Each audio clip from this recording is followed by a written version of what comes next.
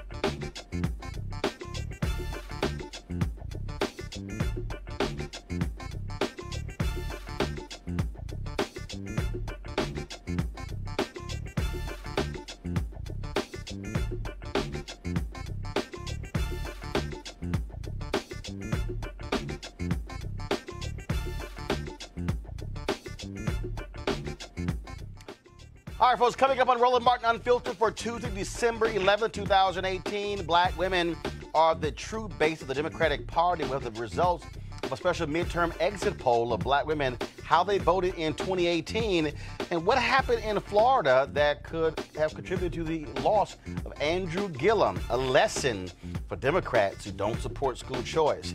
With prodding for the White House, a lot of prodding, Senate Majority Leader Mitch McConnell actually is bringing up the criminal justice reform bill after he got his butt kicked by everybody with all of his excuses saying there wasn't enough time. We'll talk with Hillary Shelton of the NAACP and also Topeka Sam, the Ladies of Hope Ministries, about this potential vote.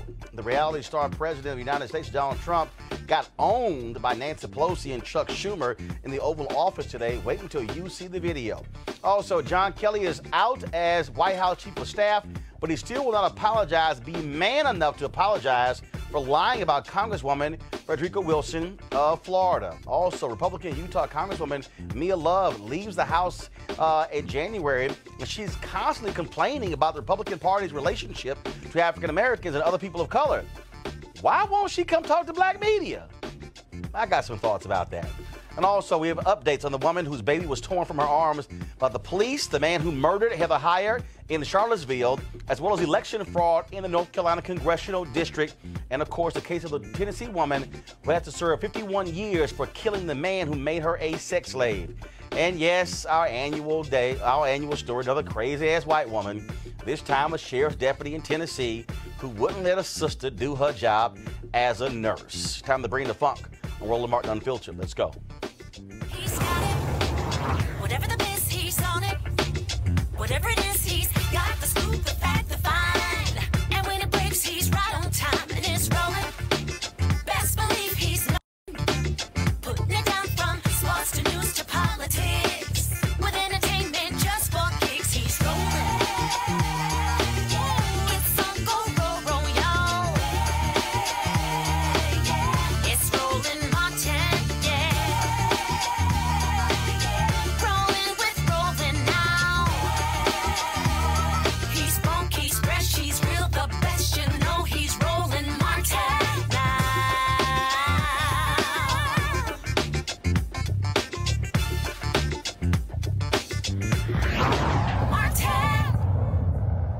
folks, for weeks, Senate Majority Leader Mitch McConnell has been saying there's not enough time to bring criminal justice reform up for a vote in the Senate. It passed the House in February. What the hell have you been doing? Donald Trump has been tweeting about it. He's been pushed by Democrats and Republicans. McConnell's even been lying by saying, oh, there are not enough votes there. Folks, there's at least 70 votes there to get this passed. Well, today, he finally tweeted out that after some changes, I'm going to call this thing up for a vote. Now, here's some key provisions in the bill. It gives judges more discretion in sentencing offenders for nonviolent crimes, particularly drug offenders. It also places federal prisoners closer to their homes. It allows inmates to request reviews of their cases under the Fair Sentencing Act of 2010. What it also does, it deals with the issue of the disparity between powder and crack cocaine, expands prison employment programs so inmates could earn wages. Now, look, this is not a perfect bill. You have folks on the Democratic side in the House who were not happy, like Congresswoman Sheila Jackson Lee with the version that passed the House. But this is really the best, I believe, you're going to see criminal justice reform under Republican leadership. Joining us right now is Topeka Sam, founder and executive director, Ladies of Hope Ministries. Also, Hillary Shelton, director of the NAACP Washington Bureau. Topeka, I want to start with you. Look, you served time in prison. You know what this is like. You were one of the folks who was on Capitol Hill pushing McConnell, pushing Republicans to do this. Your thoughts on him finally stop playing games and calling this up for a vote? That's right. Thank you so much for having me on the show, Roland. I really appreciate it. It's time. It's time that we give some provisions and some justice to the people that, I have left behind. And we have been fighting. Yes, the First Steps Act is a first step. Yes, it can be better. It can be meatier. But, let's face it. All the criminal justice reform that has, or any kind of criminal justice bills that have come through and have been passed have been damaging. In our opinion, this will help. It may not at the very beginning stages help every single person that is inside. What it does is provides hope. It provides access to programming, so when people come home, they have opportunities to transform their life. It allows for women, specifically the work that I do and the things that I even experienced while I was inside. It allows us to have our basic human rights met, like personal hygiene products. We talk about, yes, there are places in this country that have stopped the shackling of women while during child labor, but there's no oversight and nothing is being enforced. Last week, just in New York, there was a woman who was shackled during child labor. Now there's a lawsuit that's going out, and it has passed in New York. So, our sisters and brothers, the ones that I talk to every single day, want this bill to pass. Why? Because if this doesn't pass, we don't know what will happen, right? And it is a first step. So we're excited that finally, it gets an opportunity to get a vote. And once it gets the vote, then it's time to go for a second, a third step, and then make sure that we are holding the system accountable. Hillary, I want to go to you again. Democrats wanted more. First off, they had actually an even better bill in the last moments of President Obama's administration.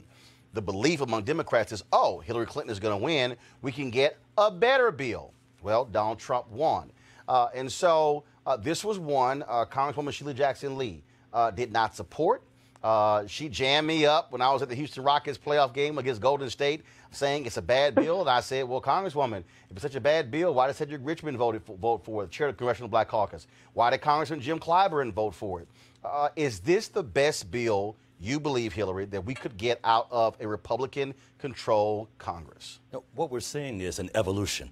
Keeping in mind what happened in the House of Representatives, the First Step Act was only a prison reform bill and included no sentencing reform components. That is nothing at the front end, only something at the back end, and some problems even along those lines. We didn't support the bill as it moved through the House and continued to push forward, understanding that this is a process in which the House and the Senate have to respond. So as such, the House bill didn't move. We wanted to make sure it was very clear that this was not enough, and we continued to move forward. But we also knew if we get something through the Senate, we need something to conference with in the House as we think about strategy. So the bottom line was it wasn't enough, and we support the positions held by Sheila Jackson Lee. She chairs and now she will chair the House Crime Subcommittee of the Judiciary Committee. She was ranking on that committee last year. She understood exactly what it meant and exactly how the game is played. Now here's where we are now. The bill with the same name is the bill that's pending in the Senate. That's the bill that began with Chuck Grassley's bill that was not enough either. But what we were able to do is leverage between the U.S. senators as well as the White House itself. It was Kushner, as a matter of fact, in the White House that said the door is wider open than even that Grassley's pushing forward on. And thank God for the great work of both Cory Booker and Kamala Harris.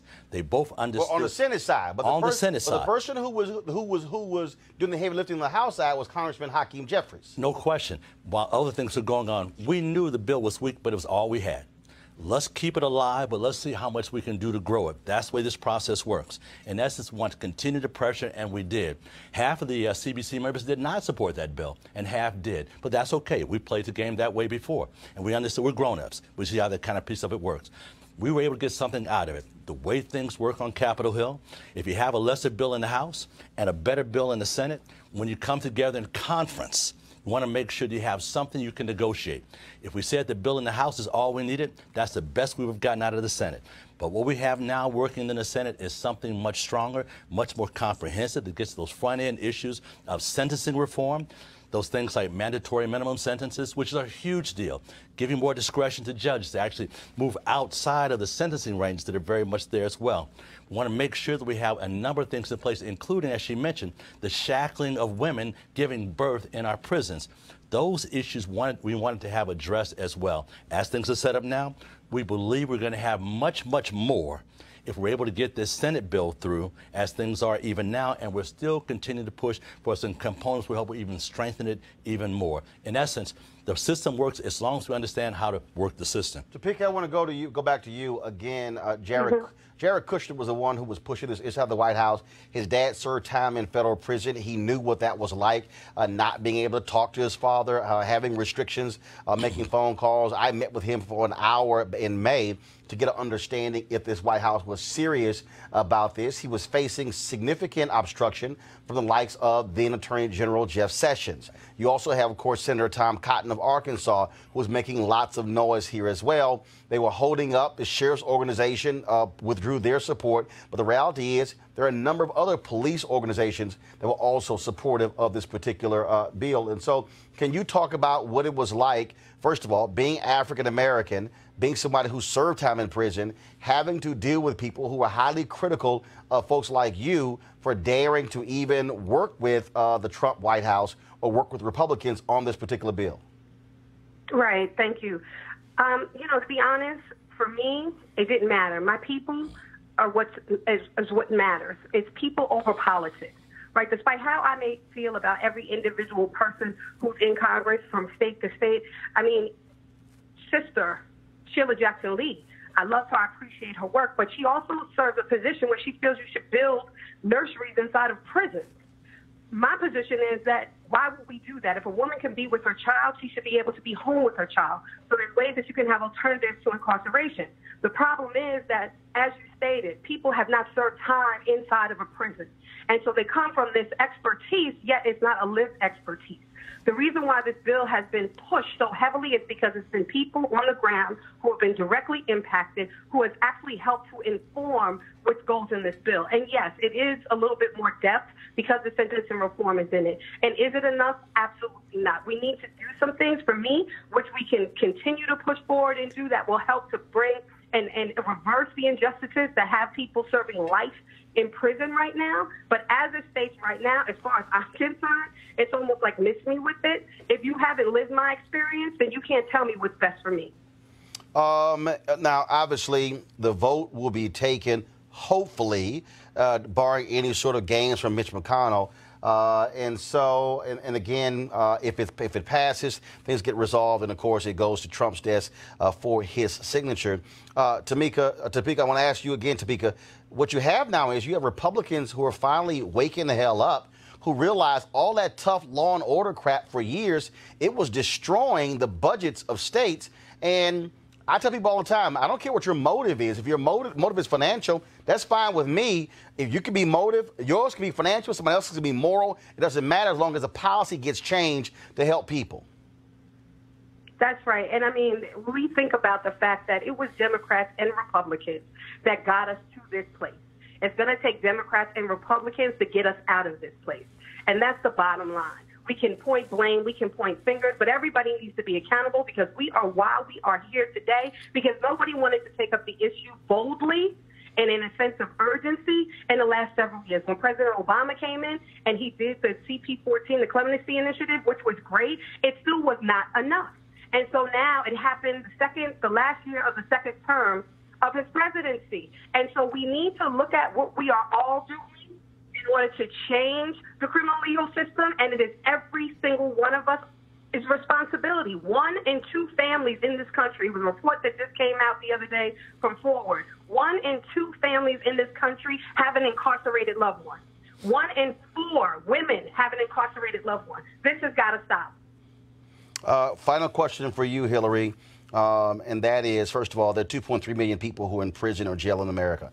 Only 200,000 on the federal level. So the real issues on the state level. Do you believe that when you have criminal justice reform on the federal level, it then causes states to say, hey, we should follow the Fed's lead? Absolutely. As a matter of fact, we've seen that in the past. Keep in mind, when Barack Obama came into office, we had 2.4 million Americans serving time in our prisons and jails at one time.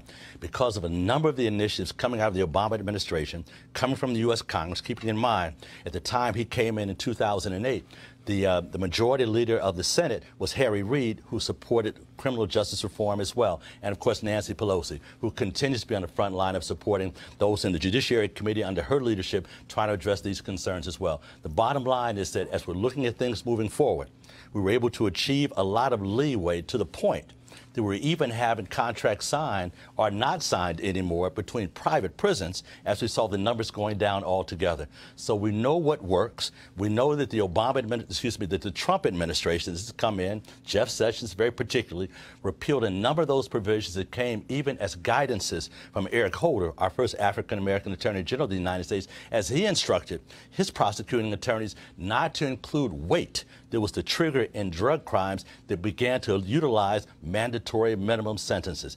These strategies work moving forward, knowing we needed much more comprehensive changes to our overall criminal justice system. All right, then. We certainly appreciate it, Hillary. Topeka, thanks a bunch as well. We'll wait to see when this bill gets taken up and as it moves to the United States Senate. Thanks a lot. Thank you so much. We are looking forward to this getting to the floor this week. Thank you so much for allowing me the opportunity to come and address the show and your audience. And we'll be there, and we're pushing, we're praying, and this is just, again, a first step. Thank you, Roland. I appreciate it. Thanks a bunch. All right, folks, let's now talk about our second story, which we want to get to, and that is the issue of the midterm elections. Of course, you saw Democrats take about 40 seats in the U.S. House, flipping those seats. Now they control the U.S. House. Republicans expanded their lead on the Senate side, but also black voters played a huge role when it came to black voters played a huge role when it came to the issue of gubernatorial races and others as well. And so we want to deal with that right now. Of course, Melanie Campbell, the National Coalition of Black Civic Participation, they actually had their exit poll of black women. Here's what the exit poll found. Black women say they voted because it is their responsibility to do so. Okay? So if you look at this chart, that's the green line, 76%. Now, 11% voted to support a ballot issue. We saw ballot issues in Florida, in Michigan, and a number of other states as well. Now, in Florida, when it came to the ballot issue, that number jumped to 45%, to the blue line right there. Now, of course, these were the issues highly important to black women. Issues like affordable health care, criminal justice, policing reform, equal rights and equal pay, hate crimes, racism, jobs, employment, and voting rights. Now, one of the areas I want to get with, talk to Melanie about, of course, what happened in Florida. Yes. A lot of people saw the initial exit polling that showed 18% of black women voting for Ron DeSantis. Now, if you study the numbers anywhere, first of all, Republicans will tell you black women hate the Republican Party more than anybody else, literally voting 92 to 94% for Democratic candidates. I can't remember the last time you actually saw a polling number where black women were supporting Republicans in double digits, definitely 18%.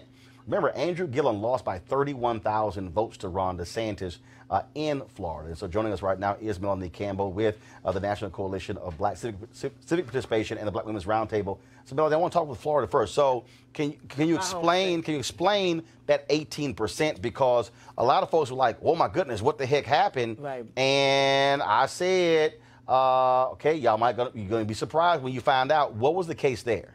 Well, there's the jury's still out on whether that is a good number, because talking to some of our political sciences folks, like Elsie Scott and others, that first poll that came out, about 18%, had a very, very nominal number in it when it came to black women. And there is other studies, other numbers that will come out that say that number may even be 90+%. So I'm in the camp to say I want to see a little more depth in those numbers as the hardcore numbers come out, to see if 18% is real. So that was because I was on the ground a lot. But here's the thing. But here's the thing, though. In that election, and I don't believe the number. Here's the thing, though. That was a piece that was in the Wall Street Journal, where the point was made that for a lot of those black women, they voted for DeSantis on the issue of school choice. And so you have about 100,000 people who are in the Opportunity Scholarship program there in Florida. About 80 or 85% are black and brown. And so that group, I was in the meeting, because also, just folks know, we do our show here with 50 Cans, Education Reform Group. I'm one of the board directors, and so we actually do our show from this office. We actually, pay rent here as well. And so we were in our meeting, and one of the things we talked about was that that group, they had very targeted advertising talking about Andrew Gillum's position on that Opportunity Scholarship and charter schools and school choice compared to Ron DeSantis, and they were aggressively targeting them. I also, in talking to some of those folks, said the Gillum people saw the evidence that it was making a difference, and sort of asked them to pull back because they saw that they had erosion there as well. And so that 18% could explain that. It could, but I'm going to stay in the jury box of let me get a little more evidence, because sometimes exit polls, as we all know, cannot be correct. And so based on all of what I saw and engaged in, really we were down in Florida for really all year, year round. And so I want to wait to see that number.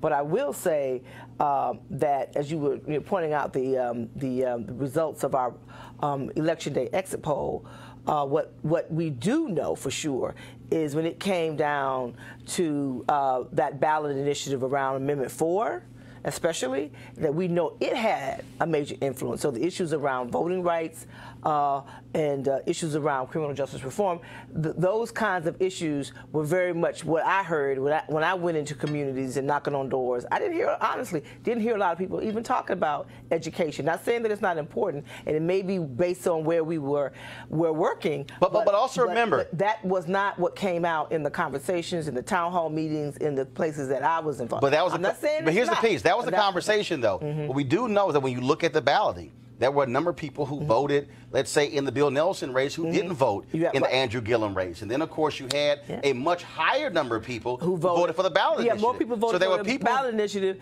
than anything. And then so people could have voted for the ballot initiative and skipped the other two races. Well, the other part of that being, and I'm a native Floridian from, the great big city of Mims, Florida, and understanding that when it came down to the Amendment 4, as you well know, Roland, you supported, this was a work, that a labor of love with Desmond and Sheena and everybody down there who really had been working on this for a very, very long time. And so people were that's why you were able to build that bipartisan relationship. But it also said that people who voted, and this is something that as we get to go a little deeper, have to get a better understanding on this.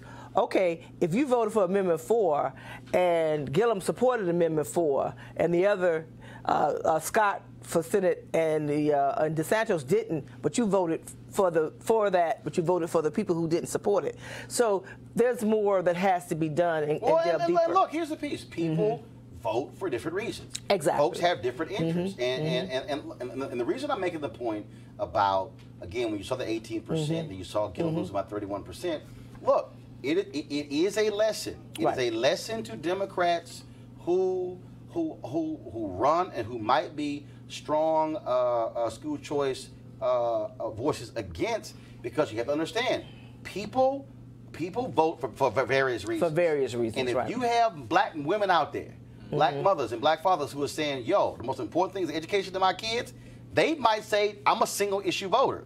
I'm just saying that I think if you're a Democrat, You got to really study what happened in Florida because if that could be an impact somewhere else because it comes to those issues. What else jumped out in the exit polling? What jumped out is issues around quality of life.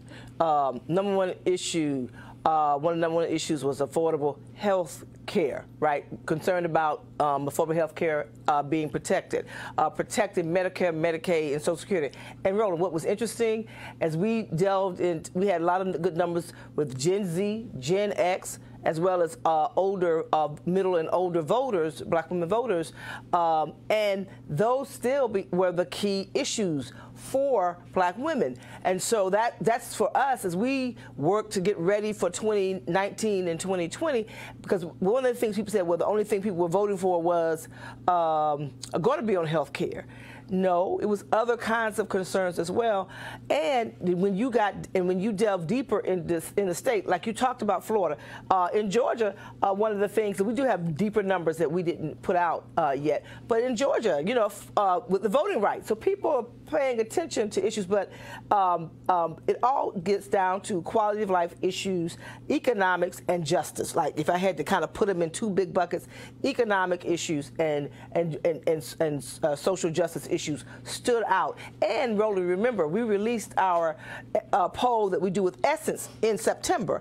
Many of these issues were very, very similar as well. And there was a different kind of audience. This was the audience with Essence were higher income black women. These were women who were middle to lower income who were showing up at the polls and filling out this exit poll. So it gave us, and then being able to be in many other places in the Midwest, in the South primarily, it gave us a lot of good information as we go into dealing with the 116th Congress. When your first segment talked about what criminal justice and the issue around that criminal justice reform and how important that is to black women. So we know as Black Women's Roundtable, it would be one of our key issues along with other kinds of justice issues and economic justice Bringing our issues. panelists, Pastor Shannon Wright, third vice chair, Maryland GOP, also Malik Abdul, Republican communications consultant. Shannon, I'll start with you. When you look at these numbers, first of all, again, black women, a huge political force in terms of how they vote. The Republican Party does have a problem because, again, I was in a meeting, I guess, 3 years ago, 2 or 3 years ago, with Reince Priebus, his top leadership, and Tara Wall was there, and she said to me, she says, look, black women hate us more than anybody else. There's no other group that votes against the Republican Party more than black women. Well, you know, I hear what you're saying, but in Maryland, we had a similar circumstance. Governor Hogan was the first governor to win re-election in a long time. The issue that he won because of was school choice. Folks said, look, regardless of what y'all want to do with everything else, we need some good schools for our kids. And that was the issue that really made the difference for him. Regardless to how folks feel about parties, they always feel their children are a higher priority. So whoever is going to look out for the interests of those children with specific regards to education is going to get their support. Malik, again, when you start breaking down what happens, and so you might have a criminal justice initiative, but you also have a school issue, then you might have a healthcare issue. What it also says to politicians, don't think you can come talk to black people, specifically black women, and only discuss one thing. Yeah. I mean, you better have a diverse agenda. Yeah, one of the first things you said on the show, the first time I was on the show, you talked about local politics mattering. And local politics really do matter. You know, I was concerned, you know, I questioned whether or not the strategy in Florida, being so forward with Gillum, with, you know, calling DeSantis a racist, I actually questioned whether or not that was going to work. If you look at the numbers, I think Gillum got 1% more than what was that? Chrysler, the Democrat in the Charlie 2014. Charlie Crist. Yeah, Charlie Crist. I think Gillum got only 1% more. And if you look at DeSantis ended up getting more. Now, I know we're kind of trying to figure out what the numbers are. No, here's the deal. First of all, he got more of the black, DeSantis got more of the black vote than did Scott. Well, you had a couple of things also happened in Florida. First of all, you had significant turnout in red counties, voting 70% plus, high 60s. What you had is, again, we show on the show the Tallahassee Democrat chart. You had to go down probably 13 or 14 to find a blue county, and then Miami-Dade County, which Gillum was banking on to actually win, only turned out 54%. Yeah, If Miami-Dade turns out 65, 70%, Gillum wins running away. So it's two things. So you have if you're a Republican like DeSantis, you have high turnout in your areas, and then you have lower turnout in areas. If you're a Democrat, you're banking on. Bottom line is you're going to lose because the high turnout areas are going to make up for more populous counties not turning out. Yeah, and I think you're so right about, when you're going back again to, Democrats making, and I'll take that back, not just Democrats, political parties in general take for granted the black vote. But particularly with the Democrats, you can't believe that, your I won't even call them identity politics, but whatever your respective groups are, that you can rely on those groups to take you over the hump. That's not always the case because there are things, we're here in Washington, D.C., and there are a lot of people here who would love for their child, instead of, as great as the school may be for some, they would want their opportunity to allow their child to get a scholarship to go to a National Cathedral instead of finish out their years at Ballou or any of the other schools in the area. Those are opportunities there, and it's kind of Democrats need to pay attention to those things and not assume that blacks are just so anti-school choice. Yeah. Melanie, go ahead. With a mother who was a public school teacher, in Florida, Congratulations. right? And I think I came out okay, right? I hope so, right? I didn't hear education in the places that we were, and I was all over the state, and we worked all year. I'm not saying it wasn't an issue, because there are a lot of people, Democrats, Republicans, Independents, who are working together to do reform in Florida. Our organization in Florida is very much actively engaged in that with Solange Benton. So people are looking for, we know that's that issue. I will say, though, when it comes to Andrew Gillum, because Andrew didn't have the resources that are coming into the primary, and I'm not, he can speak for himself, but I think it did cripple him in being able to do all that he could have done had he had the ability to have a stronger campaign in the primaries. Yes, it got him through the primaries, but he didn't have the resources to fully build out a campaign. But look, he didn't have the money. But also, let's break this thing down. First of all, the Florida primary was in August. Okay, there are very few places where you have a primary in August that's a good and point. a general election in November. And so, whether you're Republican or Democrat, the problem is, you end that. I think that primary was like August 28th. It was So basically, so all in March on Washington. So all you really have is about 68 days between to actually run. But again, though, I think the lesson of this exit poll is that people need to, by studying it, understand it's not single issue, right?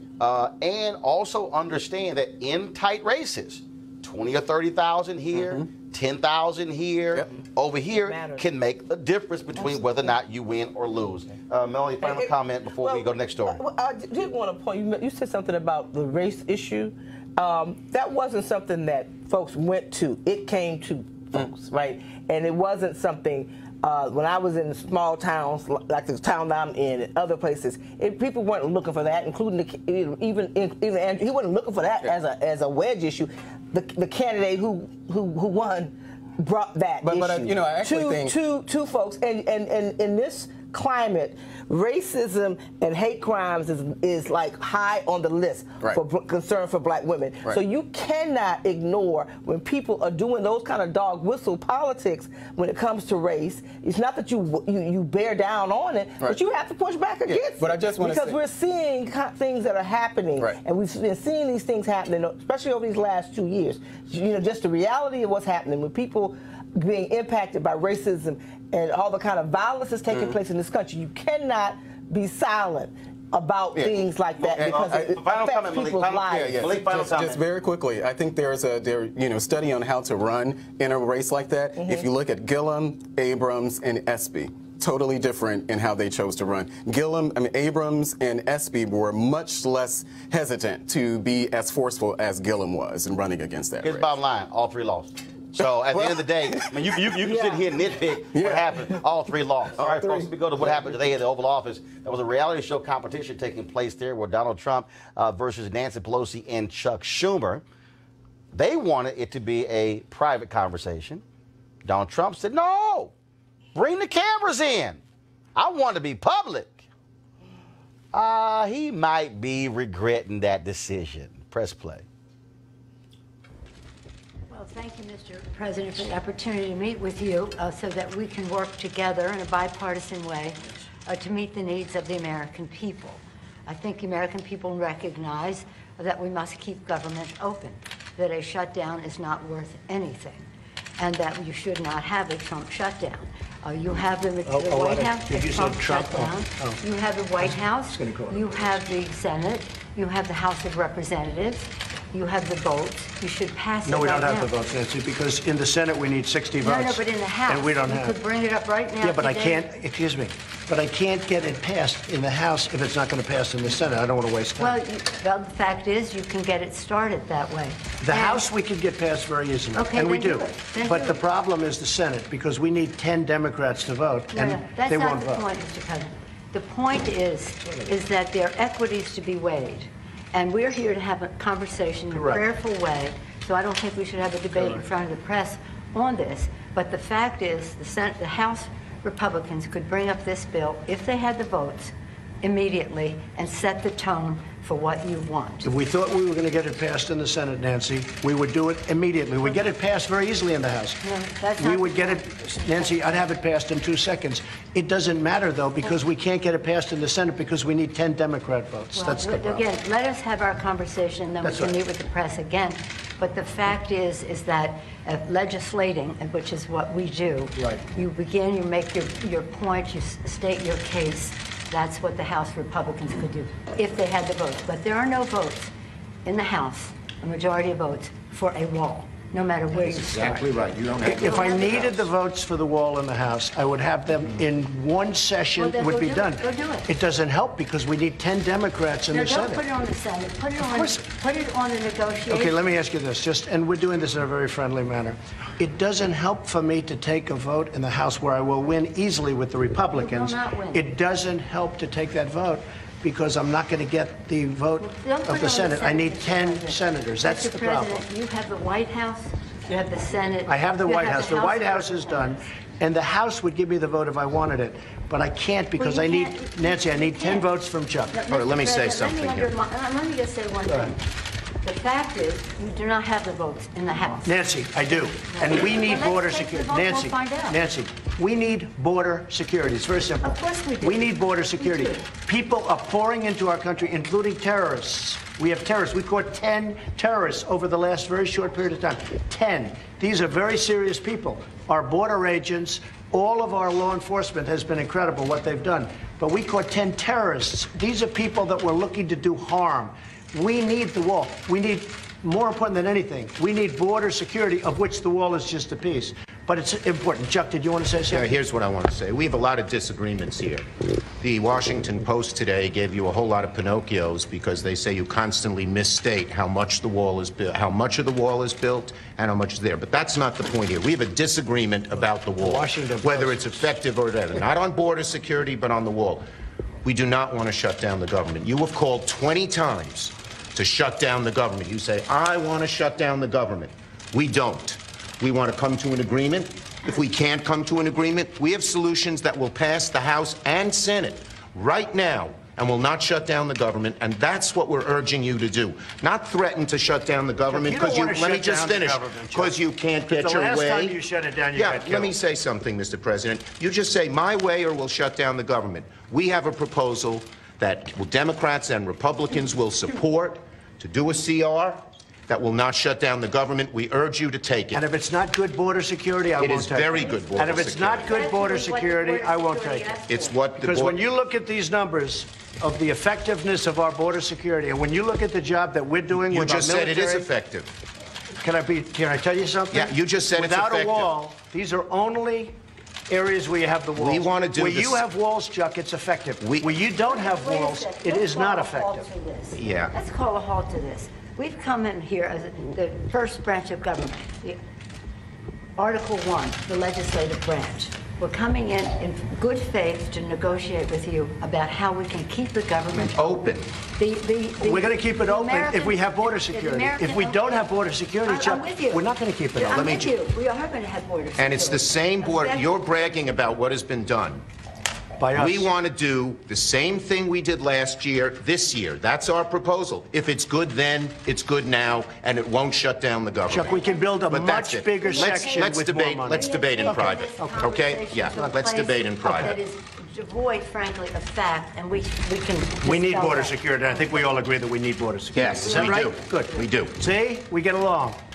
Thank you, everybody. Mr. President, you say border security and the wall. Can you have border security without the wall? You need the wall. The wall is a part of border Defining security. what it means to have border security. Yeah, we need border security. The wall is a part of border security. You can't have very good border security without the wall. No. That's really not true. Just That kidding. is a political promise. Border security is a way to effectively honor our And responsibility. the experts say you can do border security without a wall, which is wasteful and doesn't solve the problem. It totally solves But the I don't problem. want to take this. And it's very Unfortunately, important. this has spiraled downward when we came at a place to say, how do we meet the needs of American people who have needs? The economy has, people are losing their jobs, the market's in a mood. Our members are already Well, left we have the their homes. lowest unemployment that we've had in 50 years. 60 people of the Republican Party are losing their offices now because of the transition. People are not, the morale And we've gained is in the not Senate. up. Nancy, The we've morale gained in the Senate. Excuse me, did we win the Senate? is We not won the good. Senate. When the president brags that he won North Dakota and Indiana, he's in real trouble. When I did. Let me say this. We did win Let me say this. North Dakota This and is the Indiana. most unfortunate thing. We came in here in good faith, and we're entering into this kind of a discussion in the public view. But it's not bad, Nancy. No, It's but called transparency. I know it's not transparency when we're not stipulating to a set of facts, and when we want to have a debate with you about saying we confront some of those facts without. You know saying what? to the We need public, border security. this That's isn't what we're going to true. be talking about, border security. If we don't have border security, we'll shut down the government. This country needs border security. We The agree wall with is a that. part of border security. Let's have a talk. We're going to get the wall built, and we've done a lot of wall already. How big a part of border security is the wall? Is It's a that big the section. It's a big part of Is it. it everything that you need? It's a big part of it. We need to have effective border security. We need a wall in certain enough parts. of No, him. not at Okay, all. take the audio out of my ear, please. After the meeting, Nancy Pelosi talked to her Democratic caucus and reportedly said, quote, it's like a manhood thing for him, as if manhood could ever be associated with him, this wall thing. She also said, of course, outside, she said, we didn't want to say in front of those people, you don't know what you're talking about. Malik, I thought the entire performance was shameful. now again, the Democrats did not want the press in there. What Trump said, no, bring the cameras in. Based on the clips that you just showed, what I heard Nancy say at the beginning of that clip, she started down the road of it being a Trump shutdown. She knows, you know how to bait Donald Trump. If you want to bait Donald Trump, then those are the you can throw those type of insults. He's going to take No, and he said it. He said I will take the mantle of shutting it down. But I say this because I'm consistent. I will consistently say that I think that regardless of how you feel about a president or whoever, I respect the office of the presidency. And so what I saw from Nancy Pelosi and Chuck Schumer, they were performing for the camera. I get it. Democrats, it made for great TV, it made for great Twitter moments, but I thought it was a really shameful presentation that they gave sitting there, being extremely disrespectful of the office. Hold on. Stop. Wait. How are they? No. Wait a minute. How are they disrespectful for the office when they do? What you mean? If Trump says something and it's not true, what are you supposed to do? Sit there and go, be like Mike Pence? You could do a lot of things, but what I do know is that if Republicans, if Nancy and Chuck were Republicans and they were sitting there in front of Barack Obama conducting the meeting like that, I would have a serious problems with Malik, we're talking about the same Republican Party who got pissed. Wait, Malik, wait. This is the same Republican Party who got pissed at John Boehner simply for going over and meeting with him. John Boehner said he had to sneak into the White House because Republicans would jack him up when he met with Obama. Melody, your thoughts on today's meeting discussion? It's time for everybody to go home, right?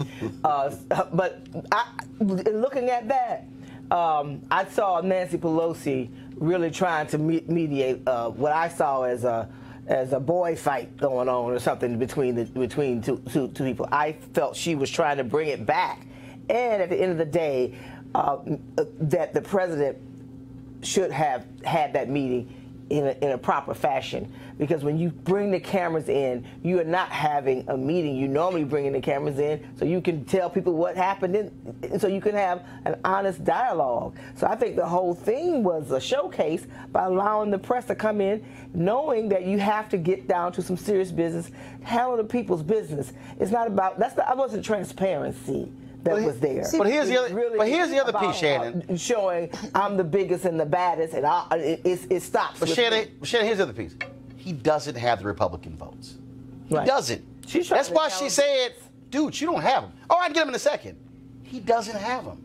So here's the thing. He's the president. He campaigned on building that wall. Regardless of... Hold on, factually correct. He campaigned on Mexico paying for the wall, not American taxpayers. So anyway, as I was saying, he campaigned on getting that wall built. Now, he's trying to stick to that. I get it. He's trying to apparently try and have a little bit of transparency, having the cameras there. Now, however, you will not get the honest responses in front of the cameras that you'll get behind the responses. If you are in any kind of board or political board, you understand that there are times when you go into executive session and you tell everybody, get out, so that you can handle what you need to handle. However, there are certain times when you're damned if you do and damned if you don't. If they'd gone just behind closed doors, then everyone would have had their own spin on what really happened behind those closed doors when they all came out those doors. Well, here's a tweet. Here's a tweet. Well, you come out together and talk about what happened. Yeah. First of all, I rarely. Hold on one second. You will rarely see me quote Ann Coulter or anything. But here we go to my iPad. This is what she tweeted. Even a Washington Post reporter knows that not 1 inch of Trump's wall has been built. Does Trump think his supporters are dumber than a Washington Post reporter? Yeah, he does. He thinks that. You know, and the thing here is it's very simple. You haven't spent the money. Trump kept saying Mexico's going to pay for this wall. American taxpayers are like, all right, cool, dude. Why in the hell are we going to pay for it? Why in the hell should we pay for it?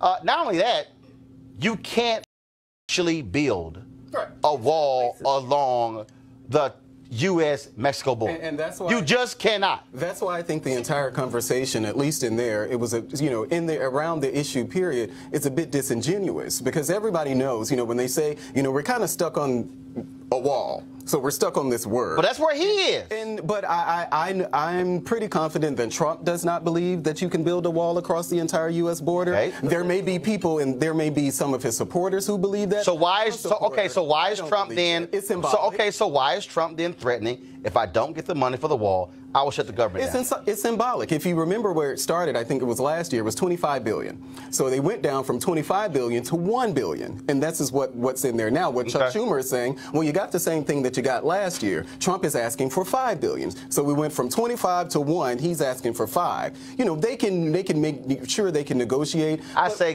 give him 100,000. I say don't just put milk crates on. Yeah, what the hell? I say give him 100,000. That's all you got to do. I want to talk about this.